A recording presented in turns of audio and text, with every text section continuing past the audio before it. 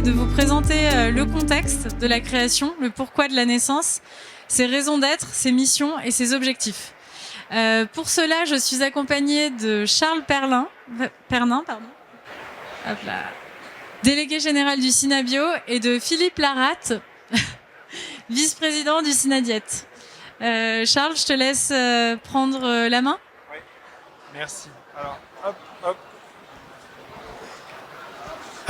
Bonjour à tous. Donc, Charles Pernin, je suis délégué général du SINABio, le syndicat des entreprises bio. On fait partie des membres fondateurs de la Maison de la Bio.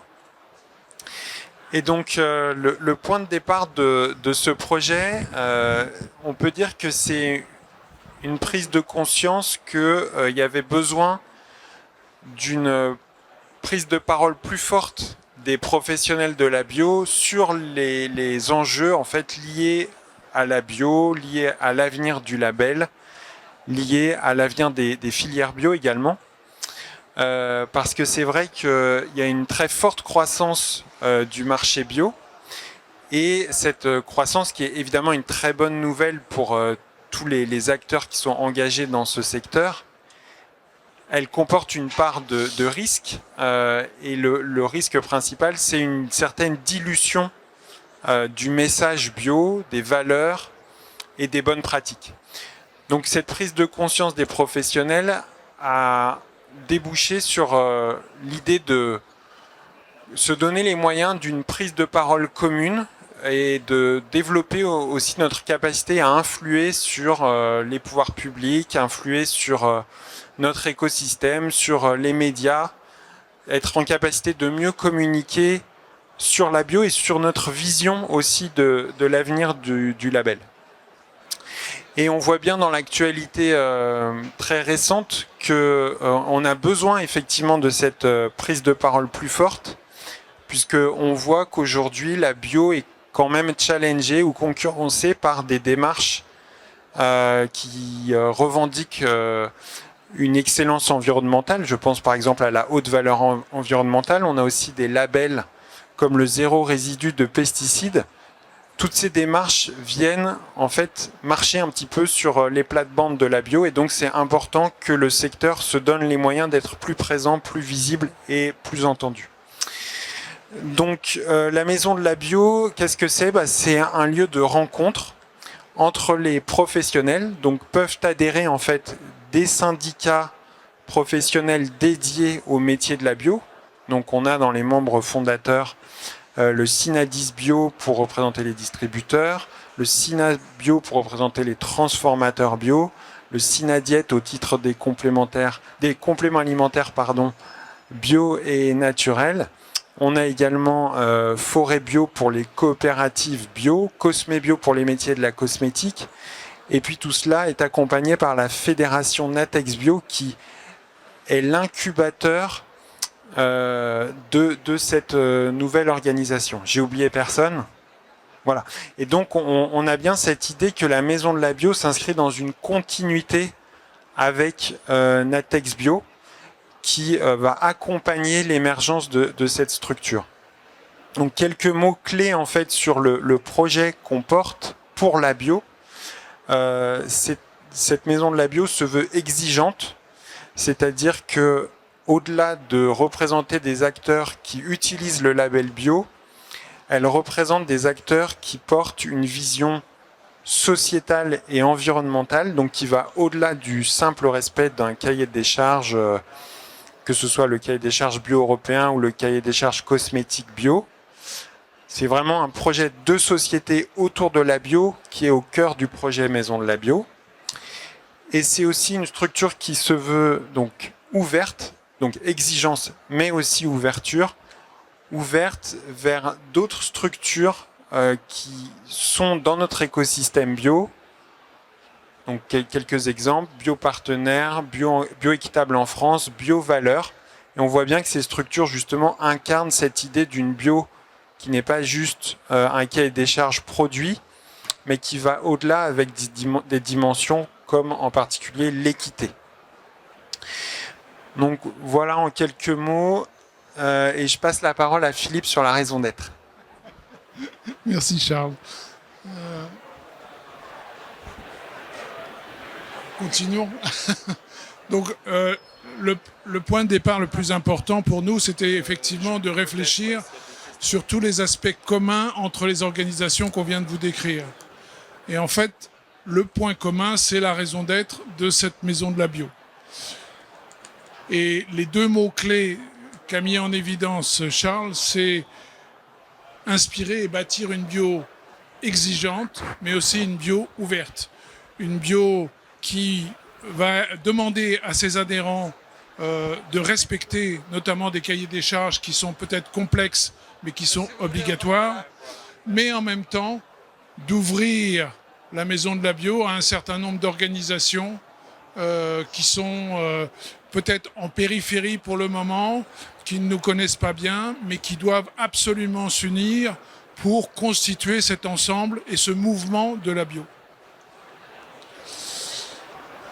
On a 3 valeurs fondatrices, parce qu'en fait, le cœur de une fois qu'on a défini qu'on devait travailler ensemble, on a 3 valeurs, on a un certain nombre de valeurs, on a même beaucoup de valeurs, mais on l'a résumé en 3 valeurs fondatrices, qui sont d'abord, évidemment, un modèle de développement agricole et économique durable qui participe à la transition écologique. Ça paraît le b.a.-ba, mais de temps en temps, on voit des valeurs, des labels un petit peu périphériques qui oublient un peu cet élément fondamental. Deuxième valeur fondatrice, des organisations qui s'inscrivent dans les principes de la RSE. Je ne vais pas revenir là-dessus. Ce matin, vous avez eu une présentation, si vous avez écouté, sur Bioaide. Franchement, ça fait partie aussi de nos fondamentaux. Et là encore, ça va en opposition avec un certain nombre de labels qui ont tendance à diluer les valeurs de la bio. Nous, on est au contraire en train de resserrer ça. Et effectivement, on ne le réduit pas à un cahier des charges sur des produits, que ce soit des produits de santé ou des produits alimentaires ou non alimentaires, mais on l'étend aux 3, on va dire, grands champs d'application en fait, de la RSE, qui sont aussi la société, l'environnement, l'économique. Et puis le troisième, c'est, évidemment, ça fait partie aussi de ces valeurs, mais on aime bien le mettre un petit peu en évidence, c'est effectivement une défense absolue du commerce équitable. Donc nos objectifs, comme l'a dit Charles, c'est dans un premier temps de parler plus fort, d'une seule voix, au nom de toutes les entreprises qui respectent en fait ces valeurs et qui respectent un petit peu notre raison d'être. Donc un besoin de gagner en visibilité, en lisibilité et en représentativité, évidemment, dans un moment où la bio devient une évidence pour de plus en plus de consommateurs. Ça a l'air anodin comme ça, mais surtout ici au salon Natexpo, la bio est une évidence pour nous. On la pratique tous, souvent on la vit au quotidien, on la vit professionnellement, mais on la vit au niveau personnel. Le problème, c'est qu'il ne faut pas que cette bio, qui est évidente pour nous, reste uniquement l'apanage d'un groupe qui risque d'être rapidement une niche. Et donc notre objectif, c'est évidemment que ça devienne une évidence pour tous les consommateurs. Et donc effectivement, la maison de la bio, on s'attache à avoir de plus en plus d'adhérents, évidemment. Et ces adhérents représentent aujourd'hui à peu près 10 000 entreprises, dont environ 7 000 exploitations agricoles. Donc être plus efficace, une volonté d'unir les forces, de se mutualiser. Chacun de ces syndicats a des forces particulières. Il y en a qui font du plaidoyer très très bien, il y en a qui communiquent plutôt pas mal, il y en a qui sont très forts en aval avec leurs adhérents et dans la relation avec leurs adhérents. Il y en a d'autres qui sont aussi particulièrement efficaces dans la relation avec les législateurs, que ce soit les législateurs français ou les législateurs européens. Et donc, en l'occurrence, la Maison de la Bio essaie de récupérer un petit peu tous ces savoir-faire pour qu'on ait plus d'impact tous ensemble. Donc l'émission résume un petit peu ce que je viens de vous dire, à savoir parler d'une même voix devant un certain nombre d'interlocuteurs privilégiés, que ce soit les législateurs pour commencer évidemment, mais évidemment ultimement devant les consommateurs. et donc faire valoir les valeurs de la bio. Deuxième mission, favoriser les progrès techniques de la bio, parce qu'en fait, chacun fait de la bio dans son coin en fonction de sa filière, mais en fait, on s'aperçoit au fur et à mesure qu'on discute que souvent on a un petit peu les mêmes problèmes et que même si les produits sont différents et les filières sont différentes, nos problématiques de la bio sont souvent un petit peu les mêmes. Je vais vous donner un exemple. Une des raisons, un des gros accélérateurs de la maison de la bio, ça a été le premier confinement. Qu'est-ce qui s'est passé? Au sein de Natex Bio, on se retrouvait, on va dire, une fois tous les trimestres ou quelque chose comme ça pour discuter de sujets pendant 1 heure ou pendant 2 heures. Au début du confinement, on a mis en place une fréquence de vidéoconférence. Tous les 15 jours, on a commencé à se parler et à se raconter un peu la vie. Alors, qu'est-ce qui se passe? Qu'est-ce qui se passe dans vos entreprises? À quoi vous êtes confrontés? Est-ce que vous avez des problèmes de sourcing? Est-ce que vous avez des problèmes de distribution? Donc, c'était le Synadis, donc la distribution, qui nous disait « Ah, bah oui, on n'a plus de farine, ou on n'a plus de pâtes, ou on n'a plus de ceci, etc. » C'était des choses extrêmement pragmatiques. C'était les compléments alimentaires qui disaient « Ah bah non, on peut plus rentrer dans les magasins, on n'a plus le droit d'aller vendre nos compléments alimentaires, c'est un problème, etc. » Et il y a un vrai dialogue qui s'est instauré pendant cette période-là, mais avec une fréquence beaucoup plus importante. Et les 5 organisations qui se parlaient se sont rapprochées progressivement et ont bien pris conscience qu'on avait les mêmes problèmes. Les mêmes problèmes logistiques, les mêmes problèmes d'approvisionnement, les mêmes problèmes vis-à-vis de la communication vis-à-vis de nos clients. Et donc cette maison de la bio a pris corps, je dois dire, à cause de cette fréquence. Quand les confinements se sont terminés, on s'est dit, bon, alors qu'est-ce qu'on fait? On revient à l'ancien système et puis on se parle tous les trimestres quand on a des conseils d'administration. Et là, on a dit, ben non, bien sûr que non. On est parti sur une tendance depuis 12 mois ou 16 mois à l'époque, je crois, quelque chose comme ça. On va maintenir ça. Alors, on a réduit un petit peu les fréquences d'échange, etc. Mais en tout cas, la maison de la bio, dans la foulée de ce qui se faisait avant avec Natex Bio, est devenue une vraie plateforme d'échange sur tout un tas de sujets. Et on a, je ne dis pas qu'on a résolu beaucoup de problèmes, mais on est en train de parler de sujets communs. Je vous donne un petit exemple, par exemple, qui est cher à Charles, entre autres. Le Synabio avait commencé beaucoup à travailler sur la RSE, mais il est évident que toutes les organisations s'intéressaient à la RSE. Mais par quelle boule prendre? Est-ce que je vais demander de l'information à l'ANIA? Est-ce que je vais demander de l'information à un ministère? Comment est-ce que je commence? Comment est-ce que j'attire mes adhérents pour qu'ils soient intéressés par la RSE? On a pris cet exemple-là, on s'est aperçu qu'il y avait 1 ou 2 autres syndicats qui avaient commencé à avoir des initiatives, et puis les 2 derniers qui disaient « mais moi j'aimerais bien apprendre de ce que vous faites ». Et donc, il y a un groupe de travail qui s'est mis en place spécifiquement sur la RSE. Mais il y a d'autres sujets comme ça, il y a des sujets réglementaires, on est tous touchés d'une façon ou d'une autre par l'oxyde d'éthylène, les problèmes de l'ETO. Bon, bah, clairement, c'est mieux quand même de les aborder ensemble et d'aller poser nos questions ensemble à l'administration. Juste, Philippe, peut-être pour rebondir là-dessus, je pense qu'effectivement, c'est des exemples qui montrent que l'idée, c'est de mutualiser, pas de refaire ce qui existe déjà, mais de se mettre autour d'outils communs. Et typiquement sur la RSE, avec bio-entreprise durable, on a la possibilité d'avoir demain un label commun aux différents maillons de la filière, aux différents métiers de la filière, depuis peut-être les coopératives de forêt bio jusqu'aux distributeurs spécialisés. Et donc, on voit bien là, le potentiel de la maison de la bio qui serait de fédérer l'ensemble de la filière autour de mêmes outils pour parler en fait, parler un peu la même langue en se disant, bah voilà, la RSE dans la filière bio, on sait ce que ça veut dire et on avance dans la même direction ensemble. Effectivement, et en fait, c'est un constat qu'on fait beaucoup dans les... moi, je l'ai fait souvent dans les produits de santé, c'est beaucoup des petites entreprises. Et ces petites entreprises ont souvent un patron, Ils ont probablement quelqu'un pour la production ou quelqu'un pour la distribution, mais on n'a pas forcément toutes les compétences nécessaires autour de la table, et notamment au niveau du comité de direction, pour s'occuper du réglementaire, pour s'occuper du marketing, pour s'occuper de la communication, etc.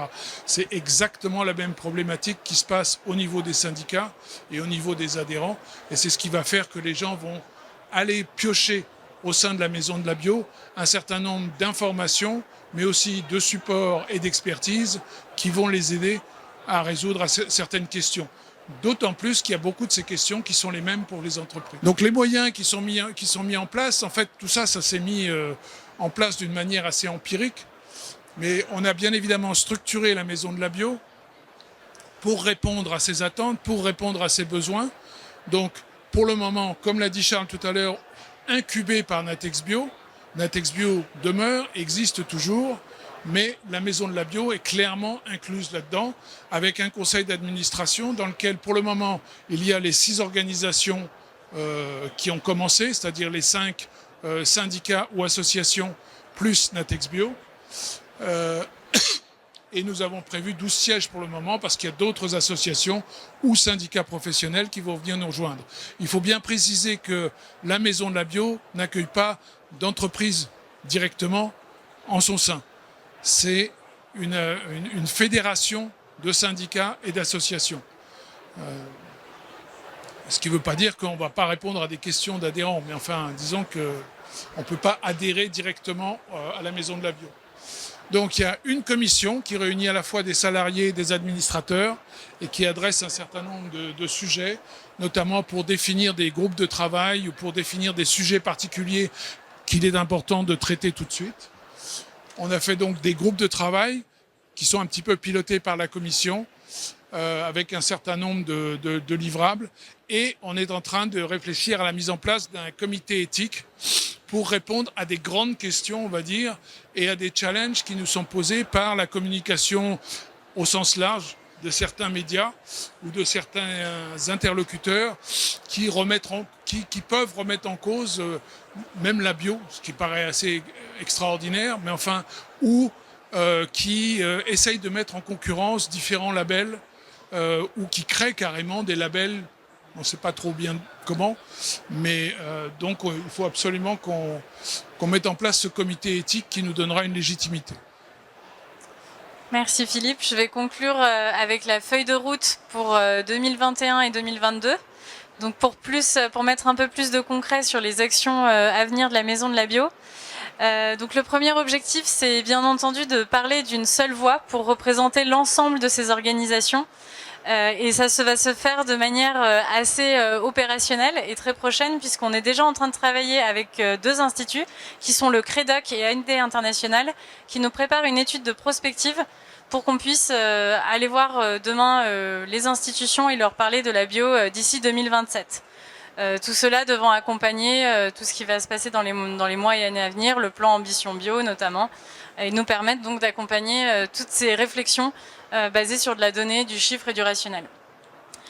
Ensuite, on a vocation avec le Synabio, avec Synadiet, avec Synadis, avec Forébio, avec Cosmébio, de porter la voix de l'ensemble des structures de la bio au sein du débat des présidentielles, et bien sûr par la suite des législatives, et enfin de devenir un référent du secteur dans ce qu'on disait, le plan Ambition Bio, mais plus globalement tout ce qui touche aux politiques agricoles et tout ce qui touche à l'alimentaire et au non-alimentaire dans les mois à venir par rapport au bio. Donc vraiment, l'objectif numéro 1, influence. L'objectif numéro 2, c'est de réaffirmer et de préserver les fondamentaux de la bio et ses impacts positifs. C'est recréer de la communication positive sur la bio. C'est être capable de s'associer notamment à des instituts de recherche comme l'ITAB, qui est l'Institut de recherche sur l'agriculture et l'agroalimentaire bio. Et l'objectif, c'est d'aller voir ces structures et de leur permettre, demain, en les accompagnant, qu'elles nous fournissent de l'information, de la vulgariser pour pouvoir la diffuser auprès du plus grand nombre. Et de réinsister sur les externalités positives de la bio. Donc réinsister toujours sur tout ce que font de bien les entreprises de la bio, du secteur. Et ensuite, comme Philippe l'a dit précédemment, structurer un comité éthique pour être toujours dans l'amélioration continue et à l'avant-garde des évolutions du secteur afin d'être toujours pouvoir être toujours plus, mieux disant et d'être toujours à l'avant-garde technologique mais même éthique du secteur. Et un engagement très concret, c'est le troisième, Charles vous en a parlé. On a la volonté d'élargir le périmètre de bio-entreprise durable, qui donc a été développé avec brio par le Synabio sur les 7 dernières années, si je ne me trompe pas. Vous avez bien au moins 7 ans d'expertise qui ont été développés au Synabio pour les transformateurs alimentaires bio, que le Synabio met à la disposition de la Maison de la Bio, à disposition de tous les adhérents Maison de la Bio. Donc demain, vous aurez des cosmétiques bio labellisés BioED, des magasins labellisés bio-entreprise durable. Donc c'est très important parce qu'on a besoin de faire voie commune dans un secteur. Ce label, il sera sectoriel, il va représenter la bio à 360 et ça, c'est vraiment très important pour le monde de demain pour pouvoir s'exprimer d'une voie commune. Donc on a hâte de pouvoir bientôt vous présenter ces futures entreprises cosmétiques ou distributeurs qui seront labellisés bio-entreprise durable. C'est bon pour nous pour la présentation. On est à votre disposition si vous avez des questions et surtout on a un site web qui vient de sortir. Donc n'hésitez pas à suivre les actualités de la Maison de la Bio sur lamaisondelabio.com. Des questions ? Oui, bonjour Antoine Lemaire du magazine Biolinaire. J'avais une question concernant le débat politique sur les présidentielles. Quel est peut-être le top 3 des mesures que vous allez demander en priorité auprès des potentiels futurs présidents? Écoute, il y en a au moins un que je peux citer et qui va, je pense qu'il va ici, enfin dans ce cadre, avoir l'unanimité de l'audience, c'est la proportionnalité des aides de la bio. C'est fondamental, c'est un sujet que beaucoup de politiques ignorent ou n'évoquent pas, mais que tout le monde connaît, notamment ceux qui sont dans la bio, et notamment les organisations avec lesquelles on parle, qui sont parfois un peu désespérées parce que elles ne récupèrent pas de toute évidence cette manne en fait qui devrait nous permettre à se développer. On a fait une étude rapide l'autre jour, une analyse de ce qui est fait dans les différents pays européens. Et franchement, la France, c'est pathétique. On est à la ramasse par rapport aux Allemands, par rapport aux Italiens, par rapport aux Espagnols même. Les seuls, je crois, qui sont à peu près au même niveau que nous, et c'est un peu au ras des pâquerettes, c'est le Portugal, je crois. Mais à la fois en termes de contribution globale, par exemple, à l'hectare bio, ou contribution de l'État, puisqu'en fait la contribution elle se fait soit au niveau européen, soit au niveau des États, on est complètement à la ramasse. Bon bah typiquement c'est le genre de sujet qu'il faut mettre sur la table et que un État, un candidat à la présidentielle devrait mettre en avant d'une façon ou d'une autre pour satisfaire la cause du bio. Merci. Pour compléter, moi je pense qu'il y a probablement un sujet sur la bio comme une priorité en fait dans les politiques publiques de la transition. C'est-à-dire qu'aujourd'hui, moi je suis frappé de voir que le gouvernement, les élus parlent tous de la nécessité d'une transition. Enfin, c'est quelque chose qui fait plus vraiment débat. Mais ce qui nous manque, c'est de positionner la bio comme la démarche de référence, en tout cas pour les questions agricoles et alimentaires, de cette transition. C'est-à-dire qu'aujourd'hui, il y a cette idée qu'il faut changer de modèle agricole et alimentaire, mais la bio n'est pas repérée comme la bonne manière de faire. Donc c'est un peu flou en fait. Et je pense qu'il y a un enjeu autour de ça. Et du coup, bien sûr, il y a toute cette question de où va l'argent public, du coup, où vont les aides agricoles et autres. Et dans le même ordre d'idée, il y a comment on encourage l'innovation en bio, comment on accompagne la recherche et le développement dans les filières bio, parce qu'on a des enjeux spécifiques qui supposent des innovations spécifiques. Donc voilà, faire que la bio soit vraiment identifiée comme une priorité un peu à 360 sur les politiques publiques, ce qui est vraiment loin d'être le cas. Par exemple, à la BPI aujourd'hui, qui est la banque publique d'investissement, voilà, la bio, c'est pas vraiment vu comme un sujet, quoi. On parle des entreprises agroalimentaires, mais alors que La tech, ça c'est un vrai enjeu pour la BPI. On pourrait imaginer que la bio le soit demain.